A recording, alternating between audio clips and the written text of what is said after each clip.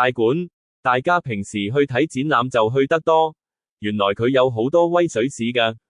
呢度本來係中環百年紅磚古蹟，前身係舊警署同域多利監獄，滿載舊時歲月。旁邊新起的藝坊大樓用環保再生鋁磚做外牆，新舊共融，經多年修復活化，2018年正式開幕。隔年榮獲聯合國教科文組織保育卓越大獎，成為亞洲古蹟文化典範。同年舉辦國際大展小於村上隆戰村上隆大於，把頂級當代藝術帶入歷史古蹟。